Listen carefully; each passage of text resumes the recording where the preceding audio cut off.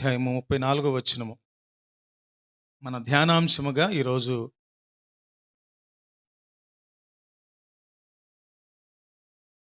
గతించిన కాలమే చాలును. మన ధ్యానాంశం ఏంటంటే గతించిన కాలమే చాలును. చెప్తారా నాతో కలిసి? గతించిన కాలమే చాలును.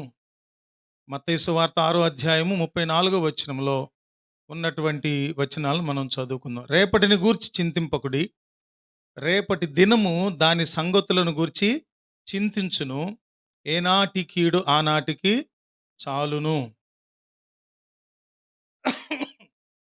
ఏనాటి కీడు ఆనాటికి చాలు. రేపటి గూర్చి మనం చింతించొద్దు, రేపటి సంగతులను గురించి ఏనాడు కూడా నువ్వు ఆలోచించొద్దు. ప్రభు అంటున్న మాట ఏంటంటే, స్వయంగా ప్రభు వారు బోధిస్తూ చెప్తున్న మాట ఏంటంటే, రేపటి దినము దాని సంగతులను గురించి అదే చూసుకుంటుంది, అదే చింతిస్తుంది. ఆ రోజు చూసుకుంటుంది అంటారు. రోజు చూసుకోవటం ఏంటి?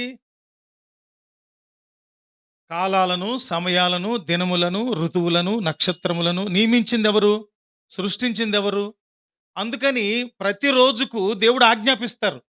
ఏమని ఆజ్ఞాపిస్తారంటే, హలో, ఈరోజు తారీఖు ఎంత? జనవరి 11వ తారీఖా? హలో అని పిలిస్తే 11వ తారీఖు ప్రభువుని పలకరిస్తుంది. Yes Lord, I am here. నేను ఇక్కడ ఉన్నాను ప్రభువా. ఎంత ఎండగాయాలి, ఎంత చల్లదనం ఉండాలి, అంతా కూడా దేవుడు ఒక రోజుకి ఏం చేస్తారు? ఆజ్ఞాపిస్తారు. అందుకని ఇక్కడ అంటున్నారు ప్రభు స్వయంగా, సృష్టికర్త అయిన ప్రభువే యేసుక్రీస్తు ప్రభువారు ఆ కొండ మీద ప్రసంగంలో కొనసాగింపుగా మాట్లాడుతుంటున్న మాట అన్నమాట. రేపటిని గురించి మీరు చింతపడద్దు, రేపటి దినము దాని సంగతులను గురించి చింతించుకుంటుంది.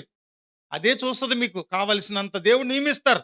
ప్రతిరోజుకు పని నియమిస్తారు. ప్రజలను కాపాడుట, అవకాశాలు కల్పించుట, భద్రతనిచ్చుట, పోషించుట, ఇవన్నీ కూడా ఆయా ఋతువుల చొప్పున వర్షాలు రావటం, లేకపోతే నేల తడపబడటము, మంచు, సూర్యరశ్మి, ఇవన్నిటిని కూడా దేవుడు మనకు అనుగ్రహిస్తారు. అందుకని ఈరోజు మనం ధ్యానించవలసింది ఏంటంటే, అంశం ఏంటంటే, గతించిన కాలమే చాలును. గతించిన కాలం మన లెక్క ఉంది మనందరికీ. పోయిన వారం చెప్పుకున్నాం, మనకు రకరకాల క్యాలెండర్స్ ఉన్నాయి. మనము కొన్ని క్యాలెండర్లు నమ్ముతాము, అనుసరిస్తాం. కొన్ని క్యాలెండర్లని నమ్మము, విడిచిపెట్టేస్తాం. మనము ఈ ఆంగ్ల మాస క్యాలెండర్ని మనం అనుసరిస్తున్నాం. కాబట్టి ఈ ఆంగ్ల మాస క్యాలెండర్ చొప్పున క్రీస్తు శకము, క్రీస్తు పూర్వము అనే లెక్కలో గడిచినటువంటి 2025 సంవత్సరాలలో 2026లో ప్రవేశించే లోపు ఒక మాట ఇది వర్తించింది. ఏదంటే, గతించిన 2025 సంవత్సరాలు చాలును. దేనికి చాలును? దేనికి చాలునంటే వరుసగా చూస్తాం మనం. దేనికి చాలు అనేది ధ్యానిస్తే ఈ రోజున మనము ఏ విధంగా ఒక సంవత్సరం నుంచి ఇంకో సంవత్సరంలో ప్రవేశించినప్పుడు మనము వేటిని చాలనాలో, వేటిని కొనసాగాలనాలో ఒక జ్ఞానం కలుగుతుంది మనకి. దేనిని చాలనాలో, దేనిని మనము కొనసాగింప చేసుకోవాలి అనుకుంటాము, మనకు అర్థమవుతుంది. అందుకని ప్రభువారు చెప్పినటువంటి ఈ మాట, ఏనాటి కీడు ఆనాటికి చాలు అని ప్రభు అన్నట్లు, దినానికి, రేపటికి దేవుడు పని నియమించారు, అది చూసుకుంటుంది. ఎల్లుండికి పని నియమించారు దేవుడు, ఆ ఎల్లుండి ఏ దినము ఆ దినం తన పనిని తాను చేసుకుపోద్ది. ఆ రోజులో ఉన్న మనం, ఆ క్యాలెండర్ డేట్లో ఉన్న మనము గతించిన దినం చాలు అనుకోవటం నేర్చుకోవాలి. రెండవ ఇంట్రడక్టరీ వర్డ్స్, రెండవ ఉపోద్ఘాతపు మాటలు ఏంటంటే, రాజుల 2వ పుస్తకం 20వ అధ్యాయము 8 నుంచి 11 వచనాలు చూడండి. రాజుల 2వ పుస్తకం 20వ అధ్యాయము 8 నుంచి 11 వచనాలు.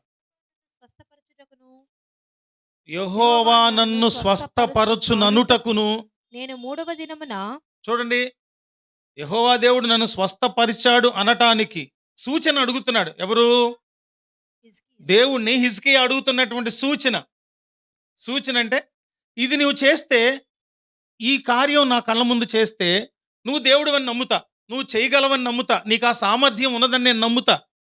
ఒకసారి ఈ సామర్థ్యం ఒకసారి నిరూపించుకో అన్నట్లుగా దేవునిని ప్రశ్నిస్తున్నాడు. ఏమని ప్రశ్నిస్తున్నాడంటే, నేను మూడవ దినమున ఉమ్. ఆయన మందిరమునకు ఎక్కిపోవుదురనుటకును నేను దేవుని మందిరమునకు ఎక్కిపోవుదును అనుటకును. సూచన ఏదని ఆ, హిజ్కియా యెషయాను అడుగగా ఆ, యెషయా ఇట్లనెను, యెషయా ఇట్లా నేను తాను సెలవిచ్చిన మాట యెహోవా నెరవేర్చుననుటకు యెహోవా దేవుడు అంటే యెషయా భక్తుని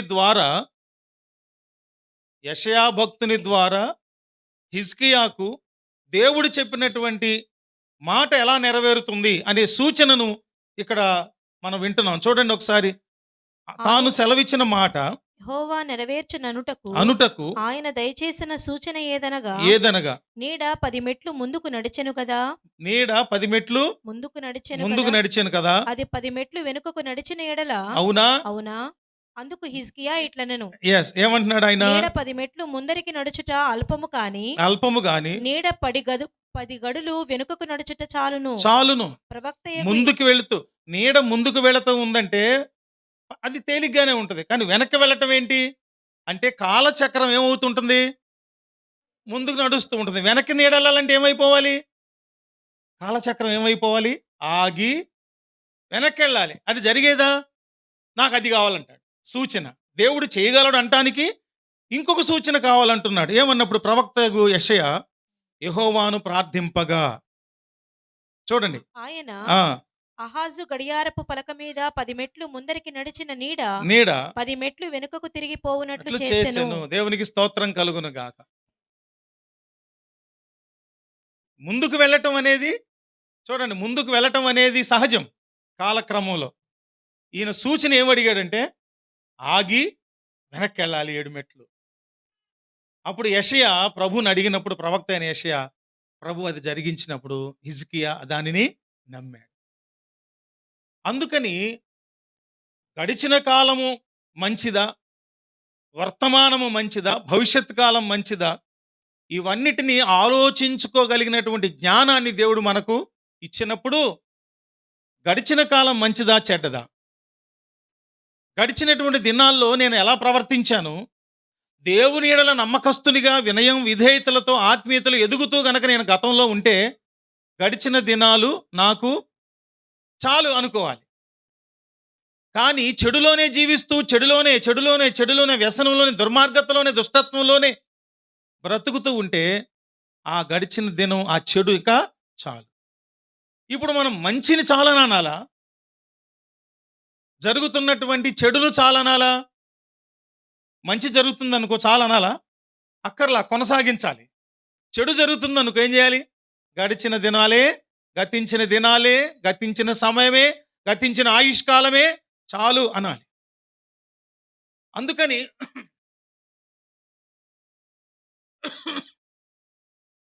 మనం ఒక్కొక్కటిగా 7 విషయాలు చూద్దాం. పేతురు మొదటి పత్రిక 4వ అధ్యాయము. పేతురు మొదటి పత్రిక 4వ అధ్యాయం 1 నుంచి 3 వచనాలు. క్రీస్తు శరీరమందు శ్రమపడెను కనుక క్రీస్తు శరీరమందు శ్రమపడెను గనుక మీరును అట్టి మనస్సును ఆయుధముగా ధరించుకొనుడి. శరీర విషయంలో శ్రమపడిన వాడు శరీరమందు జీవించు మిగిలిన కాలము ఇక మీదట మనుజాస్తులను అనుసరించి నడుచుకొనక దేవుని ఇష్టానుసారముగానే నడుచుకొనున్నట్లు పాపముతో జోలి ఇక ఏమీ ఉండును. పాపంతో ఇక జోలి ఏమీ లేకుండా ఉండును. మనము పోకిరి చేష్టలు, చూడండి, ఒక లిస్ట్ ఇచ్చారు చూడండి. మనము పోకిరి చేష్టలు, దురాశలు, మద్యపానము, అల్లరితో కూడిన ఆటపాటలు, తాగుబోతుల విందులు, చేయదగని విగ్రహ పూజలు మొదలైన వాటిని నడుచుకొనుచు అన్యజనుల ఇష్టము నెరవేర్చుచుండుటకు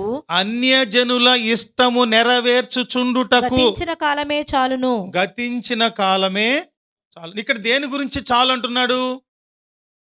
పాపము, చెడు, మనిషిని అన్ని రీతులుగా పాడు చేసేటటువంటి దుర్మార్గత, దుష్టత్వం, చెడు అలవాట్లు, ఆర్థికంగా నష్టపరిచి, ఆరోగ్యపరంగా నష్టపరిచి, పరువు మర్యాదల విషయంలో నష్టపరిచి, శాంతి సమాధానాల విషయంలో నష్టపరిచేటటువంటి ఆ దినాలలో, ఆ అలవాట్లలో ఉన్నటువంటి రోజులిక చాలు. క్రొత్త సంవత్సరపు ఆరంభంలో ప్రభు మనతో మాట్లాడుతున్నటువంటి సూటి మాట.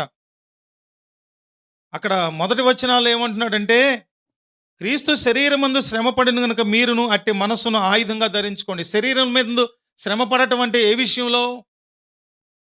ఏ విషయంలో శ్రమ పడ్డాడు? శరీరం విషయంలో యేసయ్య మన పాపముల నిమిత్తము మనం అనుభవించవలసిన శ్రమను ఆయన అనుభవించారు.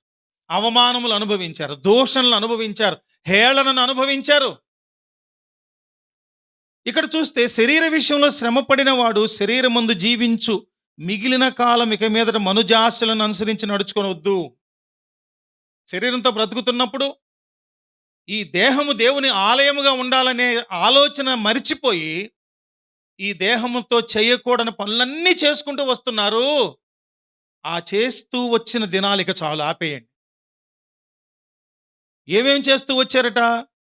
3వ వచనం, పోకిరి చేష్టలు చేస్తున్నాం. పోకిరి చేష్టలు అంటే అర్థం ఏంటి? మన వాళ్ళు పోకిరి అనే పేరుతో సినిమాలు తీసి ఇలా చేష్టలు చేయాలని ప్రజలకు నేర్పేస్తున్నారు. అవి హిట్ అయిపోతాయి కదా, హిట్ అయిపోతాయి కదా. పోకిరి చేష్టలు అంటే యవనస్తులకు చాలా ఇష్టం.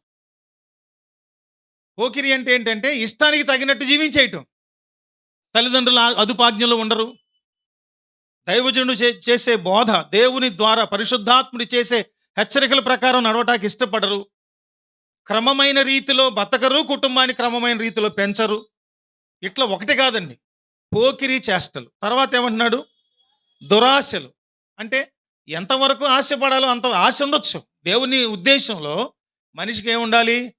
ఆశ ఉండాలి. ఆశ కలిగి బతకాలి, కానీ దానికి హద్దులు ఉండాలి. హద్దులు లేని ఆశలు మనల్ని నష్టపరుస్తాయి. అందుకని దురాశలు ఉండకూడదు. మన వాళ్ళు అతికి తెలివితే దూరాశలు ఉండొచ్చండి. ఏ ఆలోచనలు ఉండొచ్చు? దూరాశలు చేయాలి. ఎందుకనంటే డబ్బులు దాచుకోండి అండి, బిల్డింగ్లు కట్టుకోవచ్చు. దూరాశలు ప్రభు అన్నారు, అది కూడా వద్దు అంటున్నాడు. రేపటిని గూర్చి చింతపడే రోజు రేపు తనను తాను గూర్చి చింతపడుతుంది. మీరు చింతపడద్దు. మీ చింత యావత్తు నా మీద వేసేయమన్నారు ప్రభు. అందుకని దురాశలు వద్దు, దూరాశలు కూడా వద్దు. ఒకవేళ కావాల్సి వస్తే ఒకటే ఒక దూరాశ ఉండాలి, పరలోకానికి చేరాలనే నిరీక్షణతో కూడిన దూరపు ఆలోచన. దేవునికి దూరపు ఆలోచన ఎందుకన్నామంటే ఈరోజు పోతే అది దగ్గర ఆలోచనే, ప్రభు దగ్గరికి వెళ్ళిపోతాం. ఎప్పటికి వెళతామో తెలియదు కదా, ప్రభు నిర్ణయించిన కాలంలో. అది దూర ఆలోచన అయితే అది పరలోకమే అయి ఉండాలి. దేవునికి స్తోత్రం కలుగును గాక. ఆ తర్వాత ఏమంటున్నాడు? మద్యపానము. మనుషులను అతలాకుతలం చేసి నాశనం చేసేది మద్యపానం. భీమానాయక్ గారు ఒక స్టోరీ చెప్పుకొచ్చారు. ఈరోజు ఉదయమేగా, ఈరోజు ఉదయమే నేను బయటికి వెళ్ళి వాటర్ తీసుకొని వస్తూ ఉంటే, ఈరోజు ఉదయమేనా నిన్న ఉదయం, ఈరోజు ఉదయమే చెప్తూ వచ్చారు. వాళ్ళ ఇంటి ఎదురుగా ఒక లేడీ పిచ్చలుడిగా తాగేస్తుందంట. స్త్రీ, యవనస్తులు, ఒక 40 ఉంటాయి. ఇష్టం వచ్చినట్టు తాగేసి తాగేసి తాగేసి అవి ఏంటంటారు, నవ్వులుతారుగా, పాన్ పరాగులు, గుట్కాలు, కైనీళ్ళు నవ్వులేస్తుందంటే ఇష్టం వచ్చినట్టు. మొన్న ఒక రోజు ఊపిరంతగా అంటుందంట పడుకొని. ఎవరూ లేరు. ఆవిడకి ముసలమ్మను కొడుతుంది. మళ్ళీ ఆ ముసలమ్మ పద్దాక నా దగ్గరికి వచ్చి నూనెతో ప్రార్థన చేయించుకుంటుంది. వాళ్ళ అమ్మగారు వాళ్ళ అమ్మను కొట్టేస్తుంది. మొన్న ప్రాణం పోయే పరిస్థితి వస్తే తీసుకెళ్ళి భీమానాయక్ గారు 30,000 ఖర్చు పెట్టి తీసుకెళ్ళి బాగు చేయించి తీసుకొని వస్తే ఈ రోజున ప్రార్థన చేసుకుంటా ఉందంట. ఎంతకాలమో తెలియదు. చెప్పారంటే చచ్చిపోతామమ్మా నువ్వు తాగేవంటే. పాన్ పరాగులు, గుట్కాలు మాని, క్యాన్సర్ వచ్చేస్తుంది. ఈ త్రాగుడు, ఈ గుట్కాలు, ఈ పాన్ పరాగులు క్యాన్సర్ వచ్చేస్తే చచ్చిపోతామని చెప్తే మళ్ళుకుందంట. త్రాగుడు అసలే ఆ కుటుంబం, ఆ ఇల్లు ఈ ఫ్లెక్స్ ప్రింట్లు చినిగిపోయినాయి, అయ్యి పోగు చేసుకో అడ్డం కట్టుకుంటారు. అట్లాంటి ఇల్లు అది. ఏమైనా వెనక్కి తిరిగి చూసుకోవటం, ఇంతవరకు బతికిన బతుకు చాలే, ఇక మీదట బాగా బతుకుదామనేటటువంటి గడిచిన కాలమే మీకు చాలు. గడిచిన కాలం చాలు. తాగుడు, మద్యపానం అంటున్నాడు. తర్వాత అల్లరితో కూడిన ఆటపాటలు. ప్రార్థన చేసుకుందామంటే ఎవరు రారండి. అంత్యాక్షరి ఆడదామంటే వస్తారు. రారా? చెప్పండి, నిజం చెప్పండి. అంత్యాక్షరి అయితే సరదాగా ఉంటుంది. ఎగరొచ్చు, గంతులేయచ్చు, కేకలేయచ్చు. ప్రార్థన అంటే అట్లా ఉండదుగా. ఊరికే చెప్తున్నా మన పరిధిలో ఉన్న సంగతులు. ఇంకా అల్లరితో కూడిన ఆట మాటలు అంటే క్రికెట్ మ్యాచ్ ఉంటే పాస్టర్ గారు కూడా రారు చర్చికి. చర్చిలో క్రికెట్ పిచ్ ఎట్లాంటిది, జోదం. ఇప్పుడు చూడండి, మీరు నమ్మండి, గుంటుపల్లి నుంచి వెస్ట్ ఫ్లైఓవర్ కట్టారుగా, అక్కడికి ఎక్కి ఇటు వద్దామని, అక్కడి నుంచి ఇక్కడ రావడానికి మాకు అరగంట పట్టింది. 10 నిమిషాలు రావాల్సింది అరగంట 35 నిమిషాలు పట్టింది. రోడ్డుకి 5 వరుసల్లో కార్లు దిక్కుంటా మొన్నటి నుంచి ఇప్పటి వరకు అదే తంతు. ఎక్కడికి ఇదంతా? ఎక్కడికండి? వాడెవడో చెప్తున్నాడు షార్ట్ వీడియోలో. ఎంతరా ఇది బడ్జెట్, ఎన్ని రూములంటే 500 రూములు బుక్ చేశారంట ఒకడు. ఇంకో ₹1,00,00,000 ఏది రూములకి రెంట్‌లు ఖర్చు పెట్టేది ₹1,00,00,000 వీఐపీల కోసం. భీమవరంలో అక్కడిక్కడ పెద్ద పెద్ద స్టేడియంలు కట్టేశారు, కృత్రిమమైన స్టేడియంలు. నేను చెప్తున్నా, ఈ సంఘ సంబంధమైనటువంటి నాయకులు, పురుషులు ఎవరైనా కోడి పందాలకు వెళ్ళారని తెలిస్తే ఇక్కడి నుంచి రావద్దు ఇక్కడికిక. జీవహింస చేయకూడదండి. ప్రభుత్వం నిషేధించింది, జీవో పెట్టింది, చట్టం చేసింది, ఎవరు కోడి పందాలు వేయకూడదు, జీవహింస చేయకూడదని. గతించిన కాలమే కోడి పందాలకు చాలు. గతించిన కాలమే కుటుంబంలో గొడవలకు చాలు. గతించిన కాలమే మద్యపానానికి చాలు. గతించిన కాలమే అల్లరితో కూడిన ఆటపాటలకు చాలు. పేతురు భక్తుడు అంటున్న మాట ఇదే మూలాంశం మనకి ఈ రోజున. ఏమన్నాడు ఆయన? అన్యజనుల ఇష్టము నెరవేర్చుటకు గతించిన కాలమే చాలు. అన్యజనులు అంటే ఎవరండి? దేవుణ్ణి ఎరగని వాళ్ళు చేసేటటువంటి కార్యాలలో నువ్వు రా, పాలు పంపులు పొందు అంటానికి గతించిన కాలమే చాలు. 2025 అన్నిటికీ స్వస్తి పలికేద్దాం. మందిరానికి సమయానికి వచ్చే విషయంలో కూడా సమయానికి రాలేకపోవటానికి ఏమేం పరిస్థితులు ఏమైనా మార్చుకుందాం. 4ంటికే బయలుదేరటం మొదలెడితే 6ంటికి రాగలం. 6ంటికి కనుక శుభ్రాలు చేసుకోవటాలు, స్నానాలు చేయటాలు, సిద్ధపట్టాలు మొదలైతే 7:30కే వస్తాం. ఏంటి ఉపయోగం? 7:24 గంటల్లో 3 గంటలు దేవుని సన్నిధిలో గడపటానికి ఏంటి ప్రాబ్లం? ఆలోచించుకోండి. గతించిన కాలమే చాలు. రెండవది చూస్తే ఎఫెసీ పత్రిక 2వ అధ్యాయము 2-5 వచనాలు.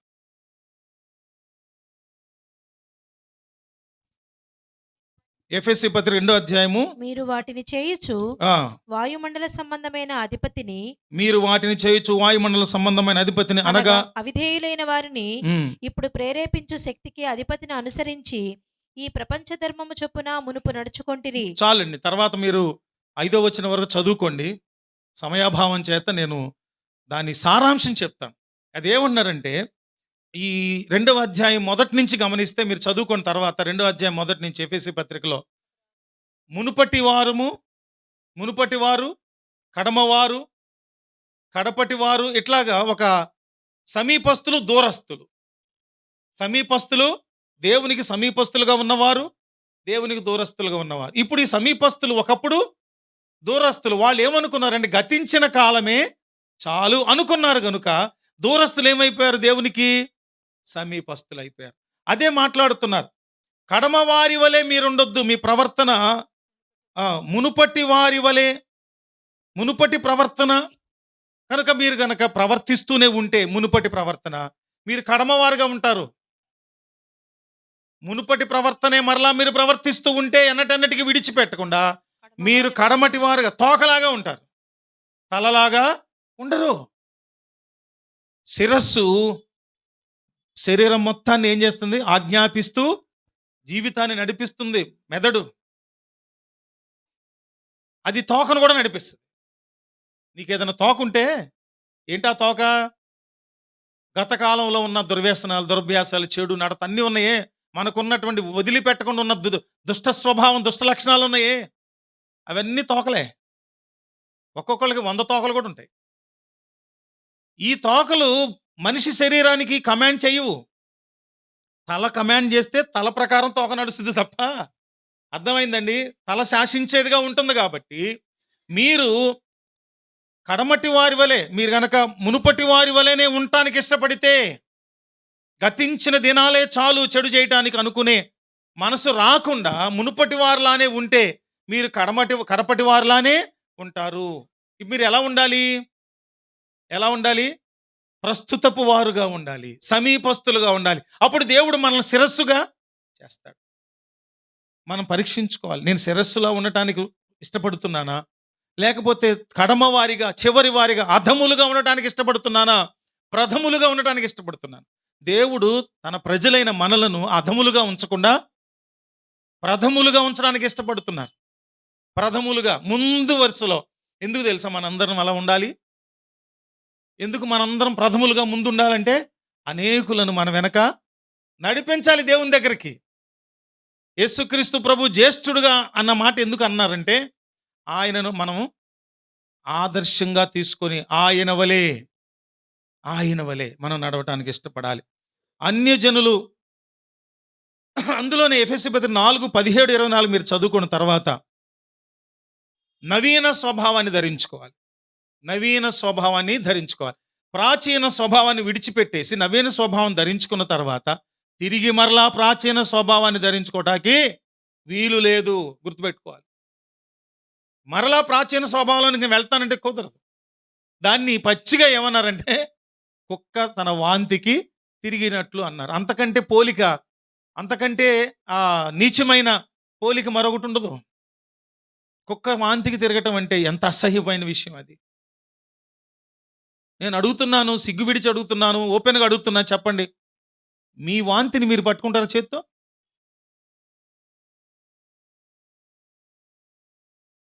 మీ వాంతిని మీరు పట్టుకోలేరే.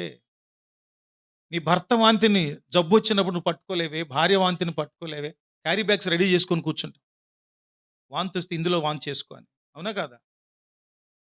అంత అసహించుకునేటట్టుగా విడిచిపెట్టిన దాన్ని, ప్రాచీన స్వభావంలో దేన్ని విడిచిపెట్టాలో దాన్ని విడిచిపెట్టాలి. ఎందుకనంటే అది కొనసాగాలనుకుంటున్నాం. గతించినది చాలు అనుకోవట్లా. గతించినవే దినాలే చాలు. ఇంకా దాన్ని రానివద్దు ముందుకి. మూడవదిగా చూద్దాం. రోమపత్రిక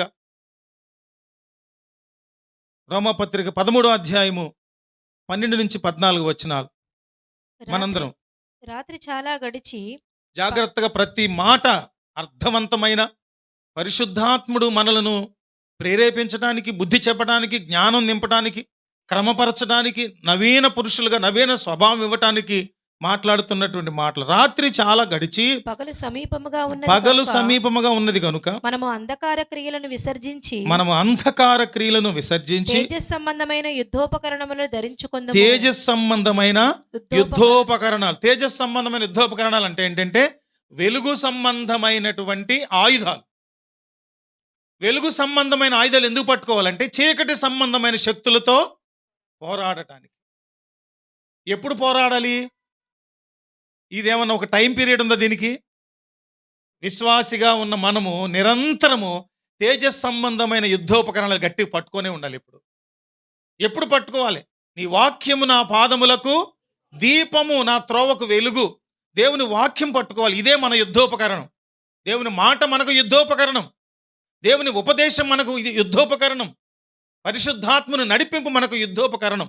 ఈ వెలుగుమయులుగా మనం ఉన్నప్పుడు అపవాది చీకటి క్రియలన్నీ కూడా ఏమైపోతాయి? లయమైపోతాయి, అంతరించిపోతాయి, నశించిపోతాయి. ఎప్పుడు వెలుగుమయులుగా, వెలుగు సంబంధులుగా మనం ఉండాలి.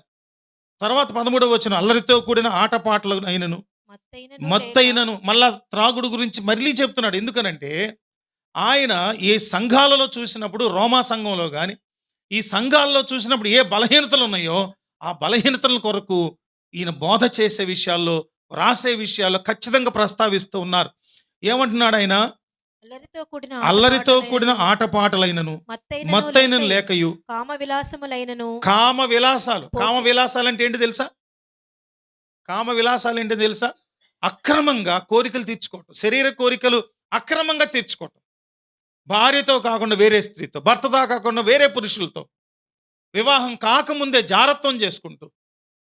అందుకని విలాసాలు అన్నమాట. కామ విలాసాలు, పోకిరి చేష్టలైనను లేక కలహమైనను మత్సరమైనను లేక పగటి యందు నడుచుకున్నట్లు మర్యాదగా నడుచుకుంటూ. 14వ వచనం, మెట్టుకు ప్రభువైన యేసుక్రీస్తును ధరించుకొనిన వారై శరీరేచ్ఛలను నెరవేర్చుకొనుటకు శరీరము విషయమై ఆలోచన చేసుకొనుడి. ఎప్పుడు కూడా శరీర సంబంధమైనటువంటి విషయాలు, కోరికలు తీర్చుకోవాలనుకొని ఎప్పుడు ఆలోచించొద్దు. అందుకని యేసుక్రీస్తు ప్రభువుని ధరించుకోవాలి. క్రీస్తు ప్రభు వారి పోలికలు, సారూప్యతలోనికి మనం మలచబడాలి. రోజు ముందు ఇష్టపడి ఆయన చెక్కటం ప్రారంభించినప్పుడు మౌల్డ్ అవటానికి ఇష్టపడాలి. మనం ఏ రూపంలోకి చెక్కుతాడంటే ఆయన రూపంలోనికి మనల్ని చెక్కుకుంటాడు. ఆయన మలుచుకుంటాడు, మార్చుకుంటాడు.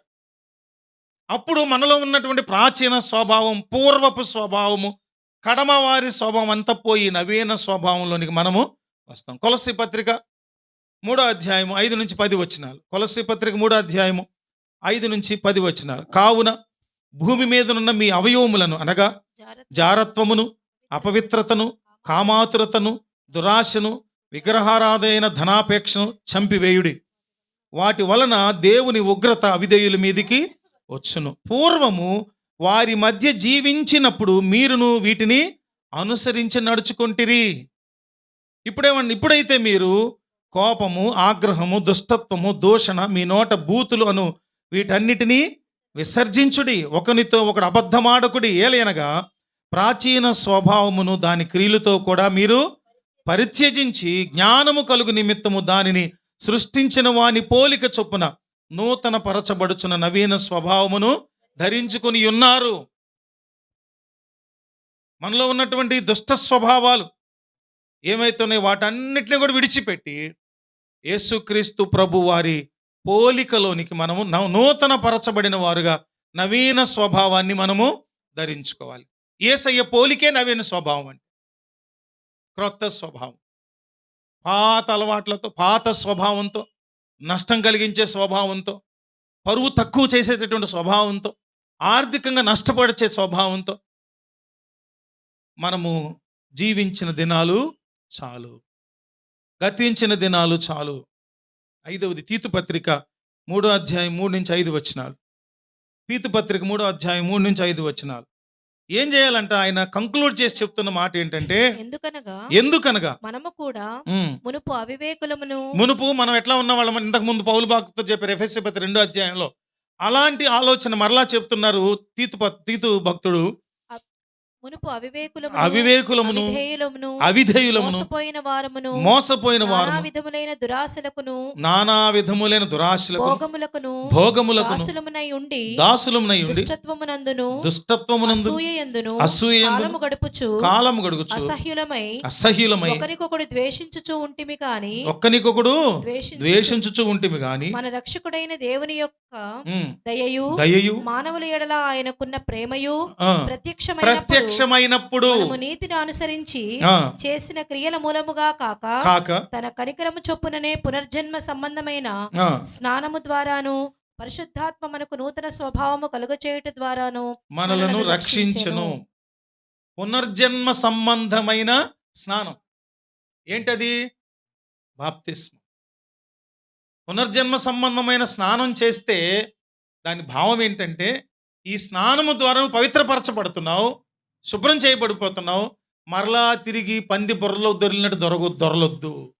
మనము ఎప్పుడైతే పునర్జన్మ స్నానం జరిగిందో అప్పటి నుంచి కూడా మనం ఎలా ఉండాలంటే శుభ్రంగానే, శుభ్రతలో, పరిశుద్ధతలో కొనసాగాలని దేవుని ఉద్దేశమైంది. ఎంత వివరణాత్మకంగా రాస్తున్నటువంటి మాటలు ఇక్కడ. అవివేకులు, అవిధేయులు, మోసపోయిన వారు, నానా విధములైన దురాశలకు, భోగములకు దాసులైన వారు, దుష్టత్వమునందు అసూయనందు కాలము గడిపినటువంటి వారు, అసహ్యులైపోయి ఒకరినొకరు ద్వేషించుకున్నవారు. ఇలాంటి స్వభావం ఉంటే సంఘంలో, సమాజంలో ఐక్యత ఉంటుందా? గొడవలు ఉంటాయి, అల్లకల్లోలం ఉంటుంది, విచ్చలవిడితనం ఉంటుంది, దోపిడీ ఉంటుంది, దౌర్జన్యం ఉంటుంది.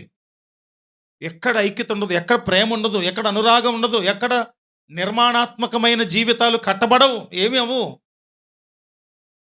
విచ్ఛిన్నమైపోద్ది సంఘం. సంఘం అంటే అర్థం ఇదని కాదు, సామాజికమైన సంఘం కూడా విచ్ఛిన్నమైపోతుంది. అందుకని ఐక్యత కావాలి, ఐక్యత కావాలి. క్రీస్తు వారి పోలికలోనికి మార్చబడ్డారు మీరంతా. ఇక పాపం జోలికి వెళ్ళొద్దు, మునుపు వలె ఉండొద్దు. మీరు ప్రస్తుతంలోనికి రండి, కడగబడిన వారుగా. పునర్జన్మ సంబంధమైన స్నానము చేయాలి. అందుకని దైవజనులుగా మేము చెప్పి బాప్తిస్మం తీసుకోండి, కడగబడండి అయ్యా, శుద్ధి చేయబడండి అయ్యా, అది ఒక పవిత్ర కార్యమయ్యా. ఏ పండగలకైనా భూమి మీద మనుషులు సంతోషిస్తారు, కానీ ఈ రక్షింపబడిన బిడ్డ బాప్తిస్మం పొందినప్పుడు పరలోకంలో పండగ జరుగుద్దయ్యా. రండి, బతుకులు మార్చుకోండి అని చెబుతూ ఉంటే ఎవరికి అస్సలు లెక్కపత్రం లేదు, ఎవరికి ఏ విధమైన చలనం లేదు. క్రొత్త సంవత్సరంలో పాత హృదయంతో వెళ్ళొద్దని ధ్యానించాం మనం, గుర్తుందా? నూతన సంవత్సరంలోనికి పాత హృదయంతో ప్రవేశపెట్టబడకూడదు. క్రొత్త హృదయంతో, క్రొత్త తీర్మానాలతో, క్రొత్తవైనటువంటి అభివృద్ధి పరమైనటువంటి విధానాల్లో మనం వెళ్ళాలని. 6వది యెహెజ్కేలు పుస్తకం 44వ అధ్యాయము 6 నుంచి 10 వచనాలు చూసినప్పుడు ఇక్కడ 2 విషయాలు మాట్లాడుతున్నాడు. ఒకటి శరీర సంబంధమైన సున్నతి, రెండవది ఆత్మ సంబంధమైన సున్నతి. ధర్మశాస్త్ర సంబంధంగా పురుషులు ఏం చేయబడాలంటే సున్నతి చేయబడాలి. సున్నతి చేయబడటం అంటే ఏంటంటే పురుషుని యొక్క గోప్యాంగ చర్మం కత్తిరించబడాలి. అది ధర్మశాస్త్ర ప్రకారమైనటువంటి విధానము, నిబంధన, పరిశుద్ధతలో కొనసాగటానికి. అందులో చదవండి, 6వ వచనం నుంచి చదవండి. తిరుగుబాటు చేయు ఇశ్రాయేలీయులకు ఈ మాట ప్రకటింపుము. ఎవరికి తిరుగుబాటు అంటే ఏంటంటే దేవుని నిర్ణయాలను వ్యతిరేకించే మనస్సు కలిగిన ఆ ప్రజలు, ఆ నిమిషంలో ఆ విధానంలో ఎవరున్నారో వాళ్ళకి, ఇశ్రాయేలీయులకు ఈ మాట ప్రకటించుము. ప్రభువైన యెహోవా సెలవిచ్చినదేమనగా, ఏమనగా, ఇశ్రాయేలీయులారా, ఇది వరకు మీరు చేసిన హేయ క్రియలన్నీ చాలును. చాలు. ఈరోజు ధ్యానాంశం ఏంటి మనకు? గతించిన కాలమే చాలు, ఇక వద్దు. ఇక్కడ కూడా ఏమన్నాడంటే, ఇశ్రాయేలీయులారా, ఇది వరకు మీరు చేసిన హేయ క్రియలన్నీ చాలు, ఇక వద్దు. ఎందుకు? తర్వాత చదవండి. ఆహారమును, క్రొవ్వును, రక్తమును మీరు నాకు అర్పించినప్పుడు నా పరిశుద్ధ స్థలములో ఉండి దాని అపవిత్రపరచునట్లు హృదయమందును శరీరమందును సున్నతి లేని అన్యులను దానిలోనికి మీరు తోడుకొని రాగా, వారు మీ హేయ క్రియలన్నిటినీ ఆధారం చేసుకొని నా నిబంధనను భంగపరిచిరి. ఎవరంట వీళ్ళు? అటు శరీరమందు సున్నతి లేదు, ఆత్మలోనూ సున్నతి లేదు. అంటే 2 రకాల సున్నతులు ఉన్నాయి. ఇవి ధర్మశాస్త్రం ఏమో శరీర సంబంధమైన సున్నతిని బోధిస్తూ ఉంటే, క్రీస్తు ప్రభు వారు ఏం చెప్తున్నారంటే ఆత్మ సంబంధమైన పవిత్రత, ప్రత్యేకించుకుని బ్రతికేటటువంటి విధానం, లోకము నుండి వేరైనటువంటి విధానం, లోక పద్ధతులు, లోక సంస్కృతులు, లోక సంబంధమైన దుష్టత్వం అంతటిని విడిచిపెట్టి పరిశుద్ధంగా జీవించు. నీ గోప్యాంగ చర్మం కత్తిరించుకోవాల్సిన అవసరం లేదు. నీ అంతరంగ శుద్ధి కావాలి. ఎంత శుద్ధి కావాలంటే ప్రభువు నీలో నివసించగలిగినంత శుద్ధి కావాలి. దేవునికి మహిమ కలుగును గాక.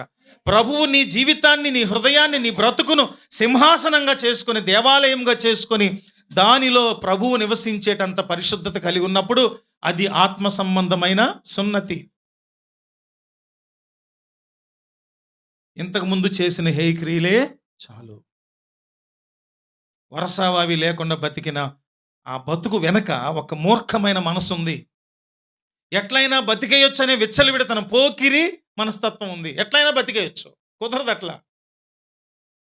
ఈ మధ్యకాలంలో మీడియాలో పెద్ద వివాదం నడుస్తుంది. స్త్రీలు ఇంత వస్త్రధారణ, అది ఇది ఇదని మాట్లాడేటటువంటి వాళ్ళు ఆలోచించినప్పుడు సంస్కృతి, సాంప్రదాయాలు, ఇవన్నిటి విషయాల్లో మనం ఆలోచించినప్పుడు అందరూ చెప్తుంది ఏంటంటే ఎలా ఉండాలి, పద్ధతిగా ఉండాలి, క్రమంగా ఉండాలి, మర్యాదగా ఉండాలి. విచ్చలవిడిగా బతికేస్తాము, విచ్చలవిడిగా జీవించేస్తామంటే కుదరదు. ఎక్కడ ఉండాలి తెలుసా? వాళ్ళు ఎప్పుడు చెప్తూ ఉంటాను నేను, ఎక్కడ ఉండాలి వాళ్ళు? నిర్జన ప్రదేశాల్లో, అంటే ఎడారుల్లోకి వెళ్ళిపోవాలి. లేదంటే ఉన్నాయి అడవులు, నల్లమల ఫారెస్ట్, ఇక రకరకాల అడవులు ఉన్నాయి. అక్కడ జంతువులతో కలిసి బతకడం మంచిది. అక్కడికి వెళ్తే ఏమవుతుందంటే నువ్వే అందరికంటే గొప్ప కదా. మనిషి జంతువుల మధ్యలోకి వెళ్తే ఎవరు గొప్పోళ్ళు? మనిషే గొప్పోడు. కాబట్టి నువ్వు అక్కడ రాజుగా చేస్తావు, బట్టలు ఉడదీసి తిరుగుతావు, తోళ్ళు కప్పుకుంటావో ఆకులు కప్పుకుంటావు, నీ ఇష్టం.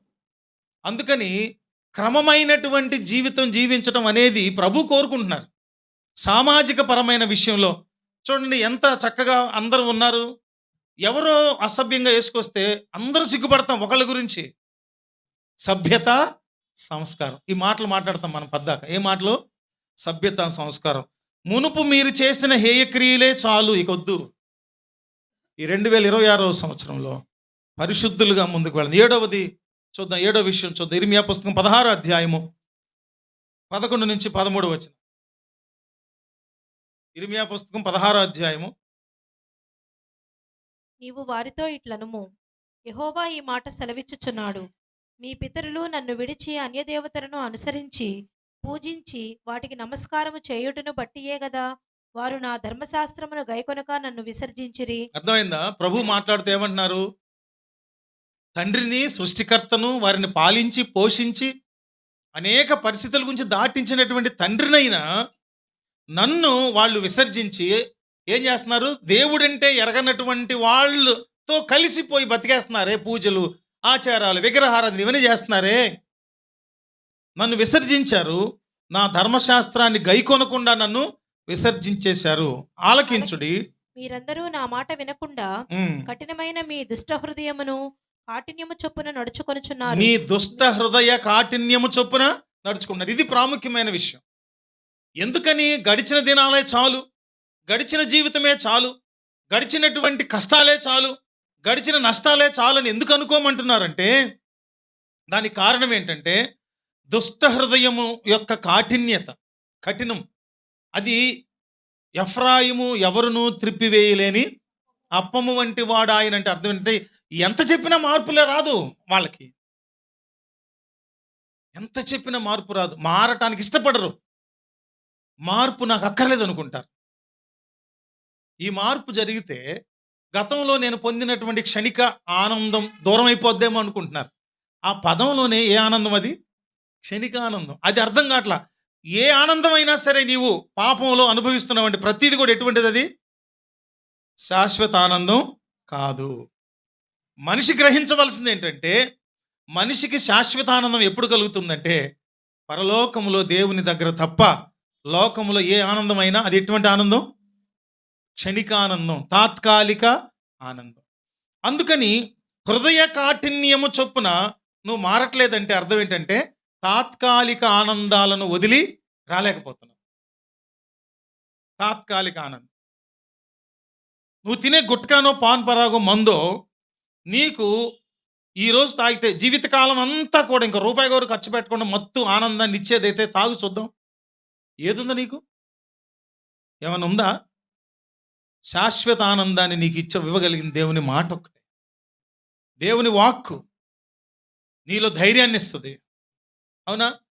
బాబు విషయంలో ఏమన్నాము?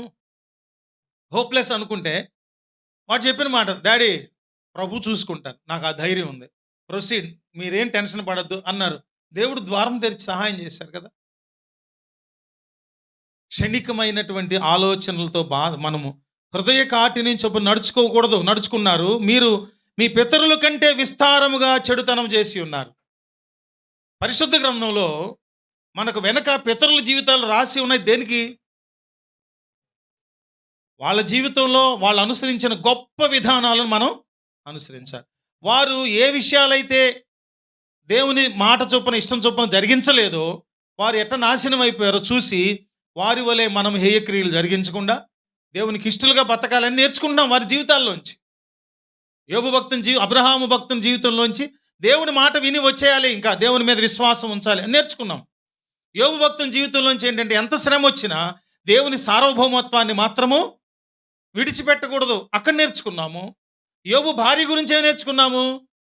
కష్టం వస్తే దేవుని వదిలిపెట్టాలని నేర్చుకున్నాము. అది కాదు కదా.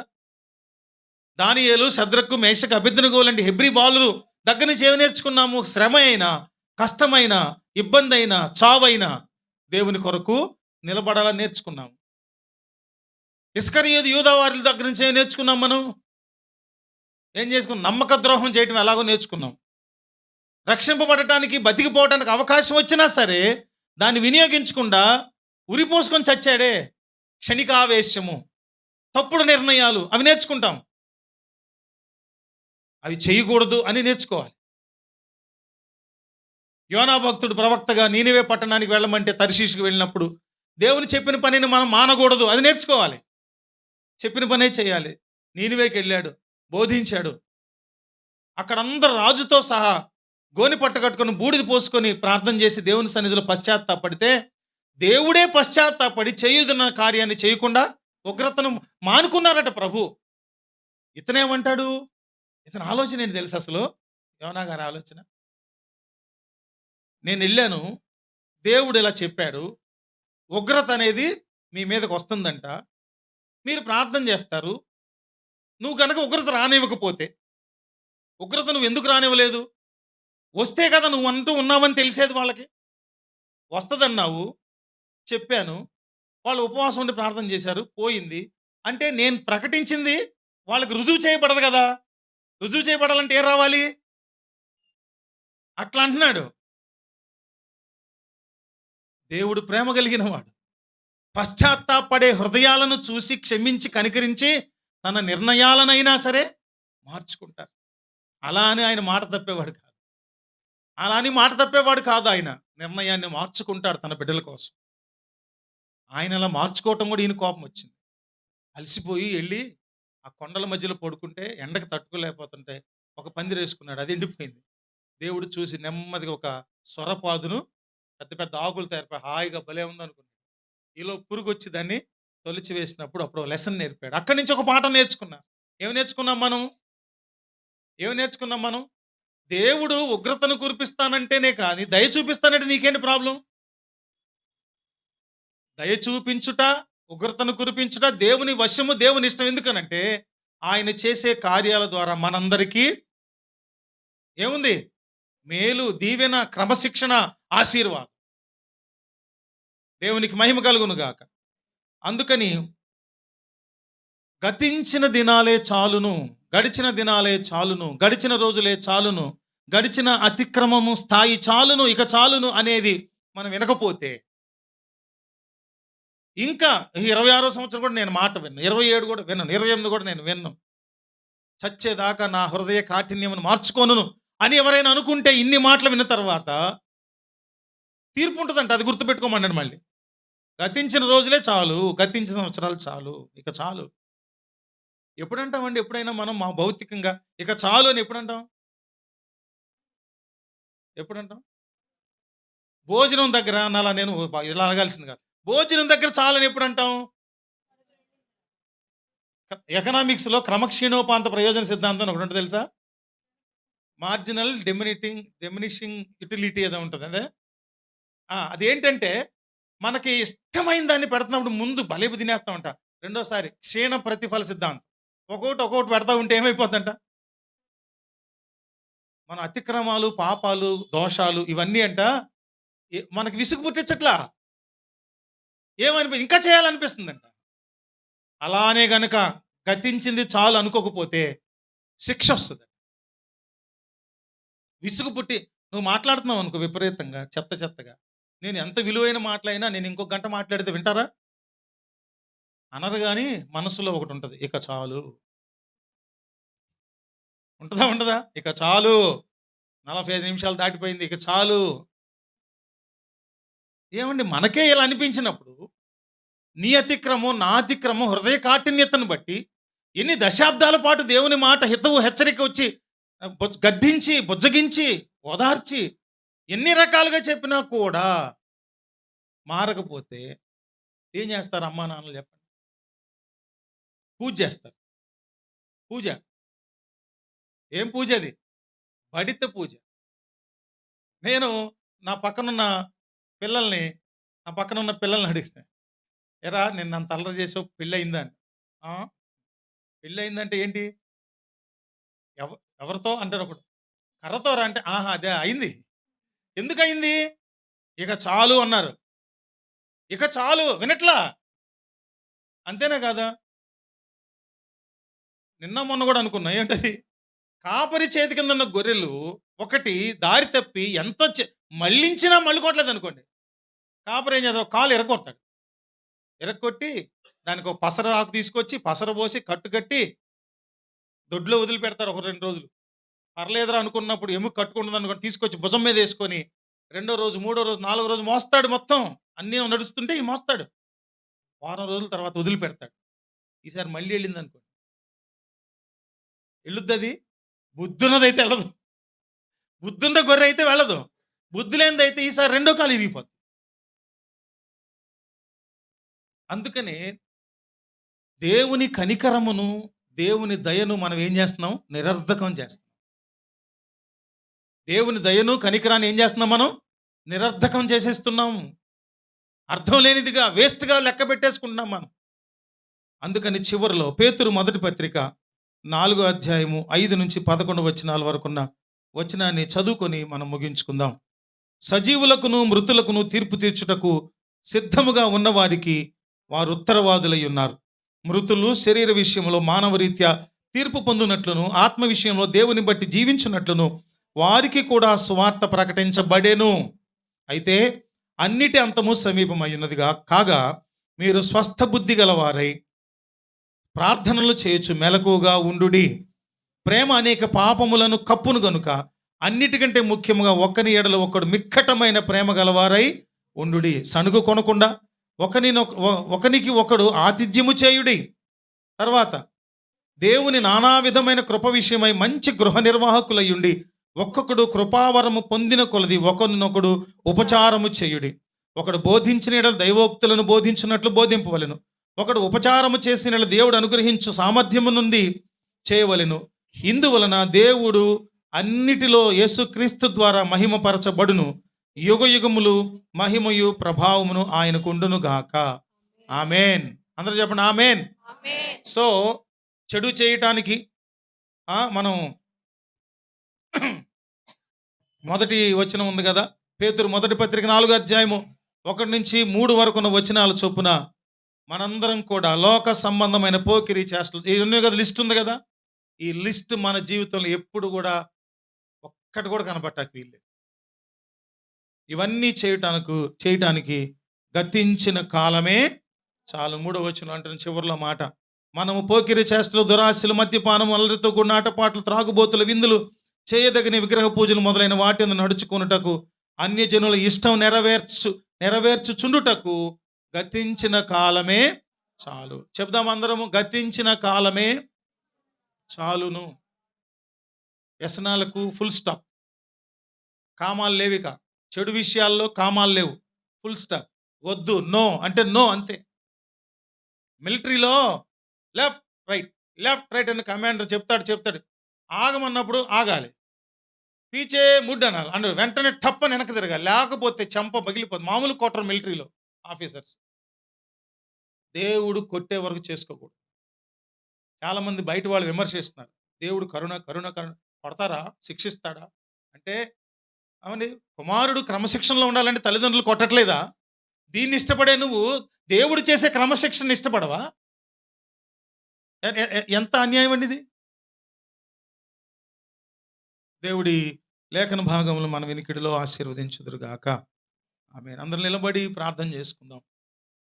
ప్రభువా, నా జీవితంలో ఇక చాలు అనుకునేవి చాలా ఉన్నాయి ప్రభువా. గతంలో నేను నీకు ఇష్టనుగా బతికితే ఆ దినాలు కొనసాగింప చేయబడతాయి నా జీవితంలో, మంచిదే.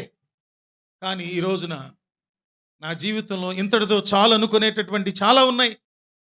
మాటల దగ్గర నుంచి, తలంపుల దగ్గర నుంచి, దుర్వ్యసనాల దగ్గర నుంచి, చెడు నడత నుండి, హృదయ కాఠిన్యం నుంచి ఎన్నో ఉన్నాయి నా జీవితంలో ప్రభువా.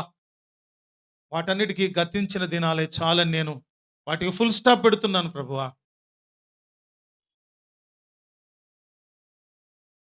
నన్ను క్షమించండి.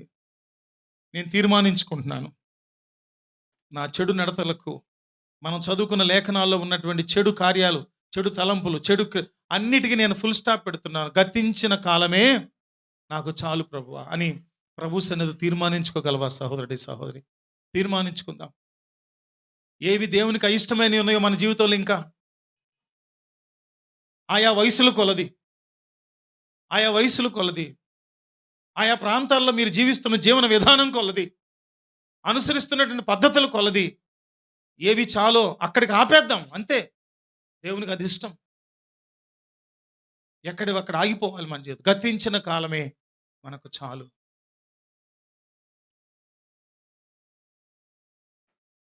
రాబోయే దినాల్లో ఉన్న పరిణామాలను బట్టి ఇటువంటి హితవు హెచ్చరికలు అనుగ్రహించబడే అవకాశాలు దొరకపోవచ్చు. ఈ రోజున దేవుడు ప్రేమతో మనకు చెప్తున్నారు, గతించిన కాలమే మనకు చాలు, ఇక చాలు.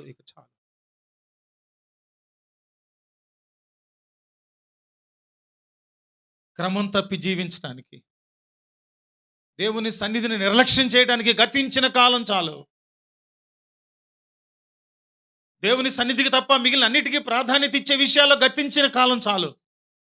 దేవుని సన్నిధికి ఎందుకు ప్రాధాన్యత ఇవ్వలేకపోతున్నావు? నీకు ఆశీర్వాదం ఇచ్చేది దేవుని సన్నిధి. నిన్ను అభివృద్ధి పరిచేది దేవుని సన్నిధి, నీకు మనశ్శాంతినిచ్చేది దేవుని సన్నిధి, నీ బ్రతుకును అన్ని రీతులుగా మార్చి మలచేది దేవుని సన్నిధి. దాని విషయంలో గతించిన చెడు చాలును, గతించిన అక్రమం చాలును.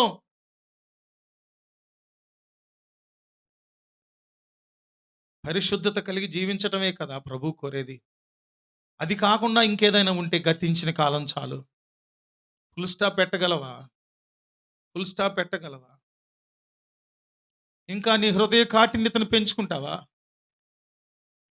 సహోదరుడా, రక్షించబడ్డావు నువ్వు, సహోదరి రక్షించబడ్డావు.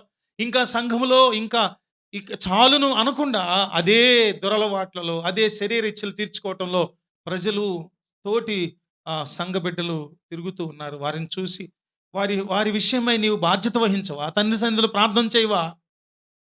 సహోదరుడా, నువ్వు జీవించే జీవితంలో ఇక చాలు అనవా? నువ్వు ఈ దుర్వ్యసనాల విషయంలో ఇక చాలు అనవా?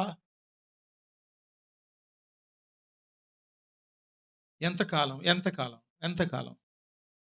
ఎన్ని దశాబ్దాల నుంచి దేవుని మాటలు వింటున్నా కూడా నీ హృదయ కాఠిన్యాన్ని విడిచిపెట్టవా? ఇంకా జీవితంలో దురలవాట్ల, దురభ్యాసాలు, చెడు రాస్తున్న విషయాలు ఎన్ని రాశారు ఇక్కడ భక్తులైన వారు, ఎన్ని రాశారు? గతించిన కాలమే చాలు. ప్రభు చెప్తున్నారు, ఏ నాటి కీడు ఆనాటి. రేపు తన పరిస్థితులను రేపే చూసుకుంటుంది.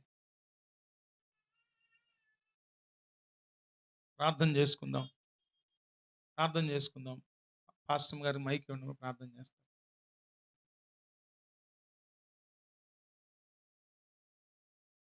అందరూ ప్రార్థనలు ఏకీభవిద్దాం. ఏమైనా ఇంకా ఈ క్రొత్త సంవత్సరానికి మనం వెంట వస్తూ ఉంటే దేవునికి అయిష్టమైనవి గతించిన కాలమే చాలు, ఇక వద్దు అని తీర్మానించుకుందాం. మీ పాదములకు వందనాలు, స్తుతులు, స్తోత్రాలు అర్పించుకుంటున్నాం. మీ పాదాల దగ్గరికి వచ్చి ఉన్నాం ప్రభువా. నాయన, గతించినది చాలు అని మీరు చెప్పారు. మీరు ప్రేమించారు కాబట్టి చెప్తున్నారు తండ్రి. ఆయన ప్రేమించని వారైతే మీరు చెప్పరు ప్రభువా. మీరేటైనానో వెళ్ళండి, ఏదైనానో అవ్వండి అన్నట్లుగా వదిలేస్తారు. కానీ అమితమైన ప్రేమ కలిగిన తండ్రివై మమ్మల్ని వెన్నంటూ, మమ్మల్ని నడిపిస్తూ, మా వెనకే మీరు ఉంటూ ప్రభు మమ్మల్ని చూస్తూ, ఏ దెబ్బ మాకు తగలకుండా కాపాడుతూ, ఆయన మమ్మల్ని భద్రపరుస్తూ మా వెనకే వస్తున్న తండ్రి మీకు వందనాలు. ఇంకా చాలు అని మీరు చెప్పారు ప్రభు. ఇంకా సరిపెట్టుకోవడానికి తగిన మనస్సును మాకు దయచేయండి. సరిపెట్టుకునే మనసు మీ బిడ్డలైన బిడ్డలందరికీ దయచేయండి. సంఘ బిడ్డలు ఒక్కొక్కరి హృదయాలు మీరు ఎరిగిన తండ్రి అన్నారు. వారి హృదయాలలో, వారి జీవితాల్లో, వారి నడతలో ఏది మీకు ఆయాసకరంగా ఉన్నదో, ఏది మీరు చాలా అనుకుంటున్నారో ప్రభా, వాటిని నాయన బిడ్డలు ఒప్పుకొనలేనట్లయితే ప్రభా, పరిశుద్ధాత్మ దేవ మీరే ప్రేమ కలిగి నాయన ఆత్మ ద్వారా ఒప్పింప చేయమని బ్రతమానుకుంటున్నాను. నాయన వాటి ధరికి చేరకుండా ఇంకక్కడితో ఆగి ప్రభా, పరిశుద్ధమైన పట్టణమునకు దారి ఏర్పాటు చేసుకోవడానికి మీ కృపానుగ్రహించమని వేడుకుంటూ ఉన్నాం. నాయన, ఏ కుటుంబము కూడా ఆ విధమైన రూట్లో ప్రవేశించకుండా సహాయం చేయండి. భర్త కోసం భార్య, భార్య కోసం భర్త, బిడ్డల కొరకు తల్లిదండ్రులు, తల్లిదండ్రుల కోసం బిడ్డలు ప్రార్థించేవారుగా చేయండి. బాధ్యతతో ప్రార్థించేవారుగా చేయండి. బిడ్డలందరి నిమిత్తమై ప్రభా మీ పాదాలు పట్టుకుంటున్నాను తండ్రి. వారి కుటుంబాల్లో పరిస్థితులు ఎలా ఉన్నాయో నాకు తెలియదు, కానీ ప్రతి ఒక్కరి పరిస్థితులు ఎరిగిన తండ్రి. ఎవరైతే ఇక చాలనుకోవట్లేదో ప్రభా, వారు చాలించులాగా మీ కృపాన్ని అనుగ్రహించండి. ప్రేమమయ, మీరెంతో ప్రేమతో హక్కును చేర్చుకునండి ప్రభా. ఒకవేళ తిరగనట్లయితే ఈ దేశం నుండి వారిని వెలివేస్తానని మీరు సెలవిచ్చారు ప్రభా. వద్దు నాయన, మీ హస్తాల నుండి ఎవరు జారిపోకుండా సహాయం చేయండి.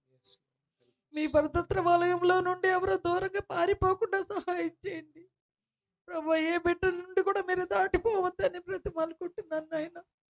ఇక్కడ కూడిన ప్రతి ఒక్క కుటుంబాన్ని, ప్రతి ఒక్క హృదయాన్ని మీ పాదాలకు అప్పగిస్తున్నాను తండ్రి. మీరే వారిని భద్రపరచండి, ఆయన నెమ్మదిపరచండి, మీలో అంటుకడుటకు సహాయం చేయండి. కొమ్మగా మేము వేరుగా ఉన్నట్లయితే ఎండిపోతాము ప్రభా. మీలోనే అంటుకట్టుబడి మీతోనే జీవనం సాగించడానికి మా కుటుంబాలకు దయచేయమని వేడుకుంటూ ఉన్నాం. ఇంకెంతమంది అయితే ప్రభా బాధలో వేదనలో శరీర బాధలతో ఉన్నారు నాయన, వారందరికీ నాయన స్వస్థత అనుగ్రహించండి. ఏ విధంగానంటే ప్రభా ఇక చాలు అనుకునే స్వస్థత బిడ్డలకు దయచేయండి ప్రభు. పాపపు ఆలోచనలు ఇక చాలు, జీవితం ఇంకా చాలు నాయన, ఇక చాలు అనుకునే మనసు ప్రతి ఒక్క బిడ్డకి దయచేయండి. మీరే మీ కృప చూపించండి, బిడ్డలేడలో మీ కరుణ చూపించండి, జాలిని చూపించండి. ఏ కుటుంబాన్ని మీరు విడిచిపెట్టద్దు నాయన, మర్చిపోవద్దు ప్రభు. బిడ్డలు క్షమించండి తండ్రి, ఉగ్రతకు పాత్రలు కాకుండా చేయండి. మన్నించి మీ కవిట భద్రపరుచుకుని మీ రక్షణ వలయంలోకి తీసుకురమ్మని బ్రతిమాలుకుంటూ ఉన్నాం. పసిబిడ్డల దగ్గర నుంచి వృద్ధులందరినీ కూడా నాయన మీ పాదాల దగ్గర పెడుతూ ఉన్నాను నాయన. మీ రక్షణ వలయం నుండి ఏ బిడ్డ దాటిపోకుండా దుష్టుడి చేతిలో పడకుండా కాపాడి నడిపించమని. మా జీవితాల్లో చాలా అనిపించుకునే విషయాలు చాలా ఉన్నాయి తండ్రి. ప్రతి ఒక్క విషయాన్ని మేము గ్రహించుకుంటూ ఒక్కొక్క దాన్ని చాలు అనుకుంటూ దానికి ఫుల్ స్టాప్ పెట్టే భాగ్యాన్ని, మంచి ఆలోచనను, జ్ఞానాన్ని మాకు ఇవ్వండి ఆయన. మీ పరిశుద్ధాత్మ దేవ, మీ ఆత్మ ద్వారా ఈ కార్యాన్ని జరిగించమని కృపగల మీ హస్తాలకి బిడ్డలందరిని అప్పగించుకుంటూ నజరేయుడైన యేసునామమున మనవులన్నీ వేడుకుంటూ ఉన్నాను తండ్రి. ఆమేన్. ప్రభు వారి శిష్యులకు నేర్పించిన పరలోక ప్రార్థన మనందరం చేద్దాం. పరలోకమందున్న మా తండ్రి, నీ నామం పరిశుద్ధపరచబడును గాక, నీ రాజ్యము వచ్చును గాక, నీ చిత్తము పరలోకమందు నెరవేరుచున్నట్లు భూమి యందును నెరవేరును గాక. మా అనుదిన ఆహారం నేడు మాకు దయచేయండి. మా యెడల అపరాధములు చేసిన వారిని మేము క్షమించి ఉన్న ప్రకారం మా అపరాధములను క్షమించండి. మమ్మ శోధనలోనికి తేక దుష్టు నుంచి తప్పించండి. రాజ్యము, శక్తి, మహిమ నిరంతరం నీవయున్నవి తండ్రి. ఆమేన్. సృష్టికర్తకు తండ్రి ప్రేమ, కుమారుడైన క్రీస్తు వారి కృప, పరిశుద్ధాత్మ దేవుని నిత్య అన్యోన్య సహవాసం కూడిన మనకును ఈరోజు గతించిన కాలము చాలు అని తీర్మానించుకున్న బిడ్డలకును సకల పరిశుద్ధులకును సదాకాలము తోడైండు నడిపించి మహిమ, ఘనత, ప్రభావములను ఆరోపించుకొనును గాక. ఆమేన్. అందరూ ఒకరికొకరు సమాధానపూర్వక వందనాలు తెలియజేసుకొని ఎల్లుండి